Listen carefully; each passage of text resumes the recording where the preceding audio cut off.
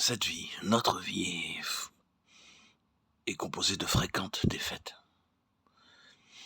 Car je ne sais pas ce que je fais, je ne fais point ce que je veux, je fais ce que je hais.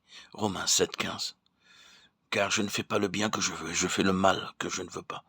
Romains 7,19. Le chapitre 7 de l'Épître aux Romains est une biographie spirituelle, sans doute celle de Paul, à un moment donné de sa vie. Mais n'est-ce pas aussi la vôtre, la mienne? On y voit un homme qui s'efforce sincèrement de vivre une vie sainte.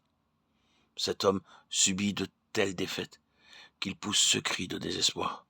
Misérable que je suis, qui me délivrera du corps de cette mort? Romains 7, 24. Qui d'entre nous n'a jamais dit cela? Au commencement d'une journée, d'une nouvelle année, nous avons pris de bonnes résolutions. Nous sommes promis de ne plus faire ceci ou de faire cela. Mais à maintes reprises, nous avons été accablés par le sentiment humiliant de la défaite. Nous n'avons pas fait ce que nous avions fermement l'intention de faire. Et nous avons commis à nouveau des actes dont nous étions sérieusement repentis. Le souvenir de nos péchés et de nos manquements nous hante et nous prive de sommeil.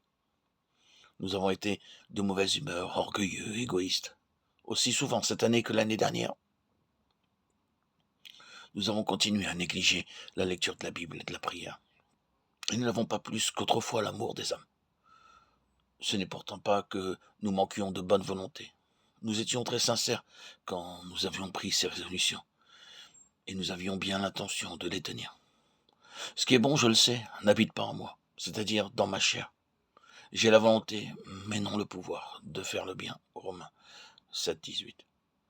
Tout chrétien peut être victorieux s'il le veut, car, après avoir fait l'expérience exprimée dans Romains 7, il doit faire celle dont l'apôtre parle dans Romains 8.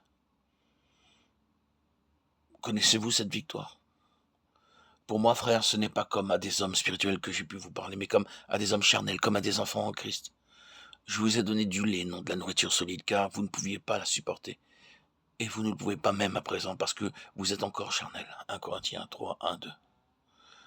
Le chrétien charnel ne grandit pas. Il reste enfant en Christ.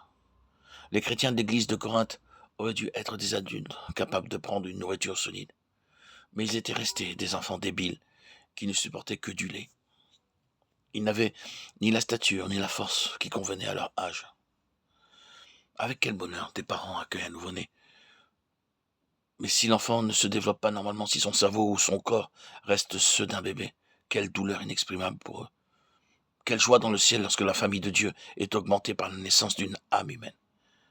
Mais comme le Père Céleste doit souffrir de ce que tant de ses enfants restent à l'état de nouveau-né.